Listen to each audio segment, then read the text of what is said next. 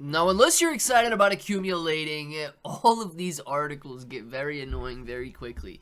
Guys, 17,000 Bitcoin hitting exchanges right now. Could a deeper pullback to $80,000 be coming? We're going to be talking about it in the video today, and we're going to keep it optimistic, obviously. A pullback to $80,000, nobody wants to see it. It feels like it's going to be happening sooner rather than later. And this really would be an awesome opportunity to be able to accumulate even more cryptocurrency. So if it sounds like something you're interested in, let's get started. What's up, everybody? I'm Clay, and I do want to say thank you guys for watching the video. Thank you for subscribing to the channel. Thank you for understanding that YouTube is now run by AI. So with that being said, it is allowing general discussions about crypto, NFTs, and other digital assets. That's all that this video is. It's not a promise, promotion, suggestion, recommendation, or guarantee of any kind. It is simply you and I talking about cryptocurrency and going over the latest news. Now, the latest news says that 17,000 Bitcoin has hit exchanges.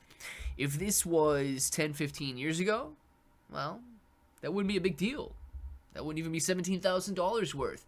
But we are talking about millions, tens of millions of dollars in potential sales. Now, usually when cryptocurrency hits a centralized exchange, it means that sellers are more willing to, of course, sell.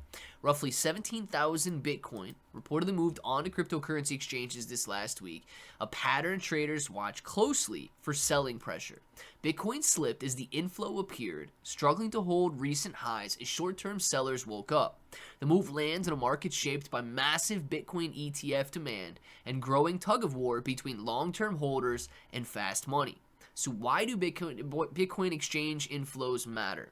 When Bitcoin moves on to exchanges, it often signals intent to sell. Think of it like taking cash out of a savings account, placing it on the counter. You might spend it, you might not, but that chance does increase. It says on-chain trackers spotted 17,000 Bitcoin hitting exchanges in a short window. For beginners, this matters because heavy inflows often precede pullbacks, especially when prices already sit near recent highs. Now, ETF demand is changing Bitcoin's market structure. Bitcoin ETFs now play a huge role in price action. In 2025 alone, spot Bitcoin ETFs absorbed over 617,000 Bitcoin, pulling supply off the open market and tightening liquidity. The demand explains why sell-offs look sharper but shorter.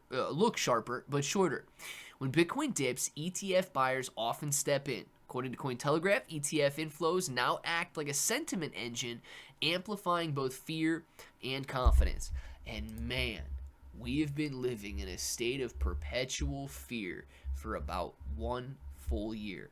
And we are still living in that state of fear. A level of 34 on the Fear and Greed Index indicates that investors are not willing to accumulate right now. It is simply the institutions and the whales that are willing to accumulate. Now, guys, we have got to get over this emotion if we expect to be successful in this market. So what do? Close my eyes, move forward, and continue accumulating just like the whales and just like the institutions. If you guys are interested, you get a link for Best Wallet down in the description below. You guys can accumulate on the blockchain, a very easy and free wallet to use. But of course, if you're interested in diversifying, make sure to check out Bitcoin Hyper. These guys are building a layer 2 blockchain on Bitcoin.